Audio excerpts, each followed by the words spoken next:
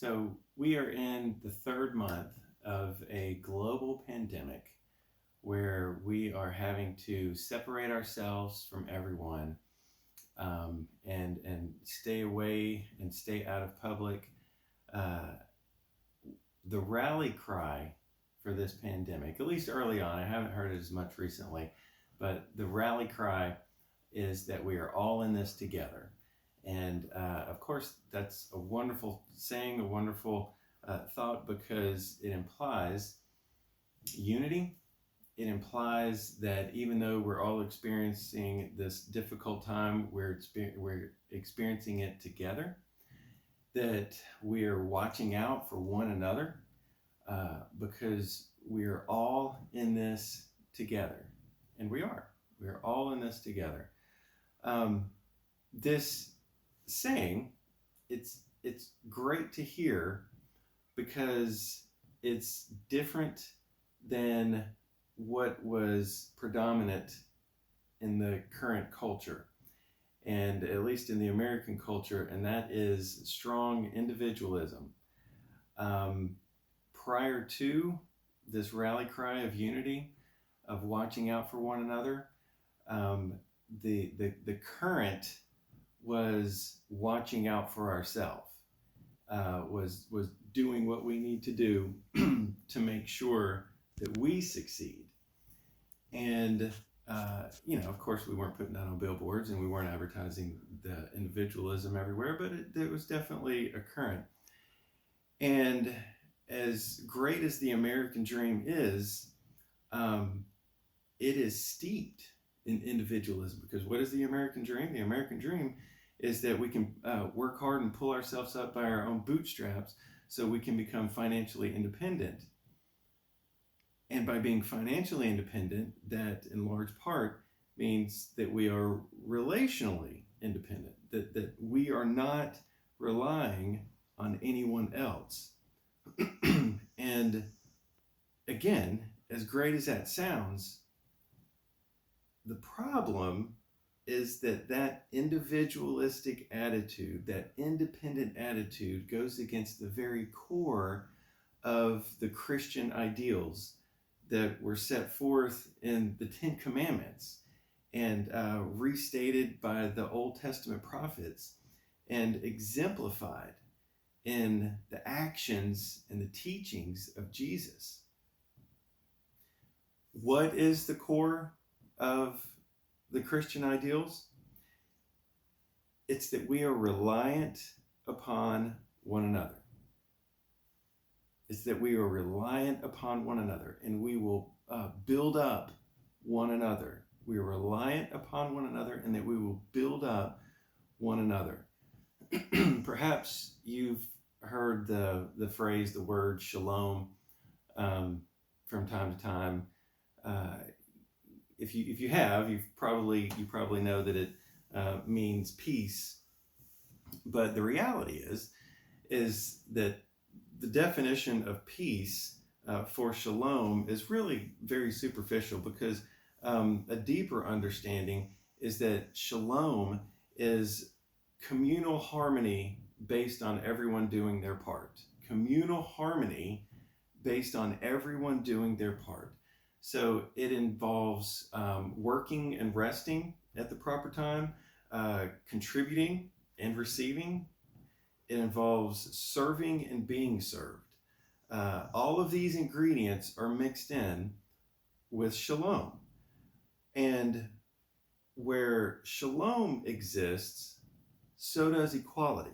Where shalom exists, so does equality, because again, it's communal harmony. Harmony within the community, harmony within all of the people, because everyone is doing their part. And now, this is not saying that everyone has the same workload. It's not saying that everyone has to be doing the same thing, because Jesus combats that thought with a few of his teachings. For instance, the parable of the talents, where certain people have more talents or are better gifted in certain areas, and that is recognized, but everyone is expected to do their part. The equality is based on effort, not production.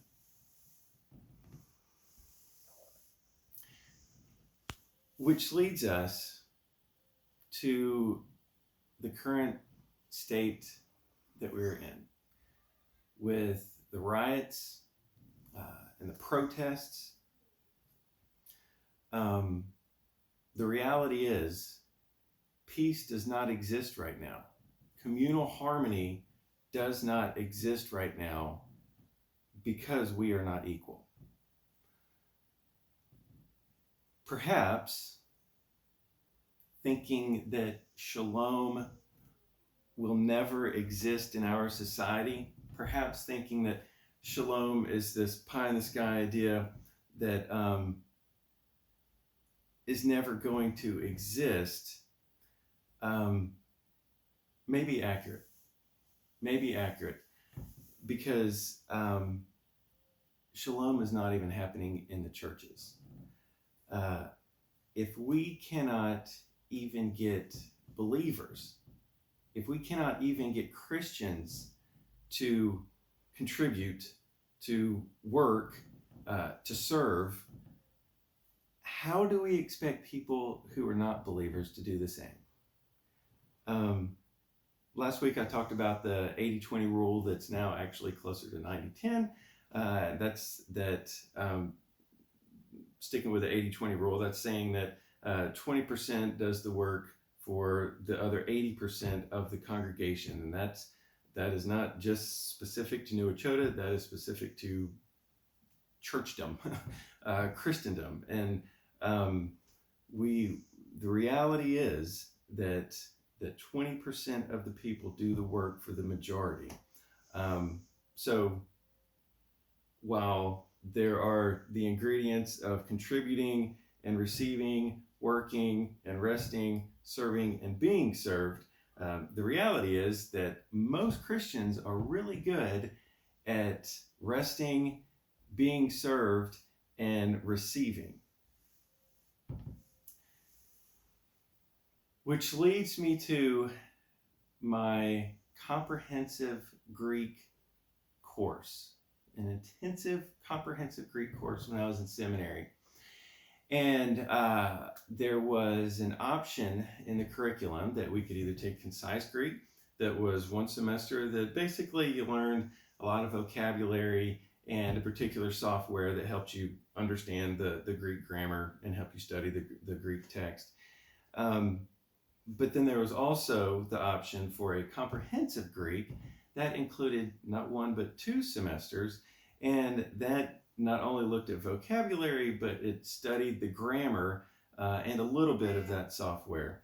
Why is it important to study Greek in seminary? Because the New Testament, the original language was Greek. So it's important to be able to know the original language. So I took comprehensive Greek, an intensive. The first semester was all of June, the second semester was all of July, and there was just about 20 of us or so. And from 8 to noon, Monday through Friday, all of June and all of July, we were up in this room in one of the oldest buildings at the seminary, and it was hot. Yes, they had AC, but there were a lot of windows, and it was hot in there, and I was incredibly intimidated by Greek, but I ended up actually loving it. Where I'm going with all of this is that one of the words that stuck with me, one of the vocabulary words that stuck with me, is pronounced allelone, allelone, and it means one another, one another. Also, perhaps mutuality, but one another is the primary definition of allelone. And one of the greatest examples of this word in the Greek text, I believe, comes in John's Gospel, and it's in the 13th chapter. And if you're familiar with the 13th chapter, this is kind of the pivotal moment for Jesus and his disciples, because this is where he not only serves the disciples communion, but he also washes their feet. and he shows almost the full length, the full depth to his servitude for his disciples and for humanity. We get a glimpse of his service to humanity in this chapter because he serves all 12 disciples, including Judas, communion, the grace that is extended in the Passover dinner, the Passover supper that they share, that we now know as communion. To every one of his disciples, he washes their feet. All 12 of his disciples, all 12 of his disciples that he knew good and well would betray him. 11 betrayed him by deserting him in his time of need. 1 betrayed him to his death. Jesus served each one. And after he peacefully sent Judas on his way, he said this, I give you a new commandment. I give you a new commandment, that you love one another, that you love allelone, that you love one another. Just as I have loved you, you should love one another. By this, everyone will know you are my disciples, if you have love for one another. 3 times. I give you a new commandment, that you love one another. How should we love one another? Just as he loved us, we should love one another. By this, everyone will know that you are my disciples, when you show love for one another. Obviously, Jesus' goal is that everyone know that we are his disciples. How is everybody going to know that we are his disciples? In case you missed it, is that we love one another, that we love allelone. Not just with any love, but with a humble love, a love filled with servitude, that we would even wash the people's feet that we disagree with, that we would show grace, that we would share a meal, that we would share Passover communion with people that we disagree with. And to say disagree with, that is removing the depth of what Jesus did with his disciples. Because it wasn't a simple disagreement. It was a betrayal. And he showed love for them. And that is what he is telling us to do for each other. To love one another with humility, with grace, and with service. People become equal where shalom exists. And shalom exists when we are serving one another, when we are doing our part, where we are loving one another and showing grace for one another. You know, the topic of individualism, it's so entrenched in our culture that that we've even twisted salvation into a private affair. There are people who give their lives to Jesus, but continue living for themselves. The reality is that when you give your life to Jesus, you are giving your life to everyone. When you give your life to Jesus, you are giving your life to everyone. And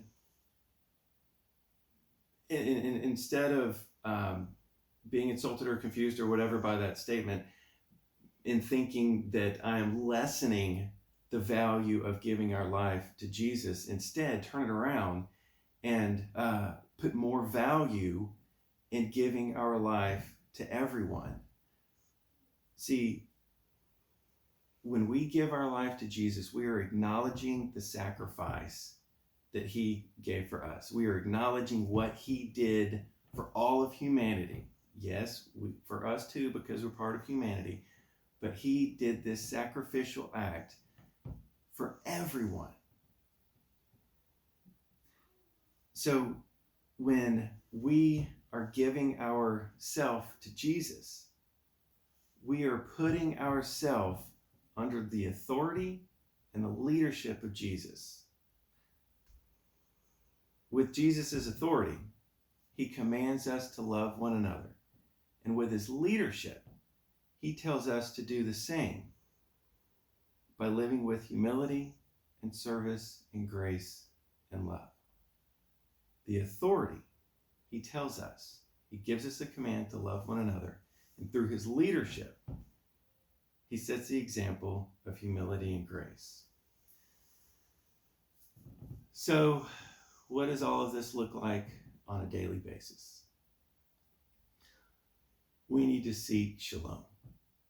We need to seek communal harmony by doing our part for communal harmony. We need to start by doing our part. So what does our part look like right now in the face of all of the social unrest, in the face of the protests, in the face of unveiled racism? Well, we can start by acknowledging that there's hurt, there's pain, there's frustration, there's anger in the Black community because of 400 years of systemic racism.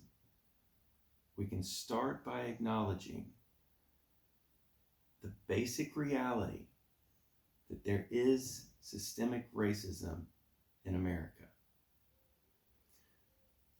Now, if you're someone who kind of pushes back on that because you've seen examples of Black folks receiving preferential treatment, I want you to, well, first of all, acknowledge that yes, that happens. But when we experience, when we see a few instances to the contrary, that does not negate the greater reality. A few specific instances, or even several specific instances to the contrary, does not negate the greater reality that systemic racism exists. And I like to think that there are no racists in the church because, as I've said many times in the past, and I will say it many times in the future, racism is the opposite of Christianity because racism is based in hatred. Christianity is based in loving one another. So, if we are not racist, if we genuinely love everyone, and we do not see ourselves as racist, what can we do to seek shalom? What can we do to bring this communal harmony to America, to our community? Well, we can listen to what the Black community is saying. We can listen to the voices. We can listen to their anger. We can listen to their frustration and trust that there is depth behind it. Trust that there is reality behind it. Trust that they're not just making all of this up. We can listen to what the Black voices are saying. We can stop being silent when people make jokes or jabs at Black folks, making racial jokes or jabs. We can stop being silent. We can speak up when and where we can. We can pray for our leaders. We can pray for ourselves. We can pray for our hearts to change. We can pray for equality.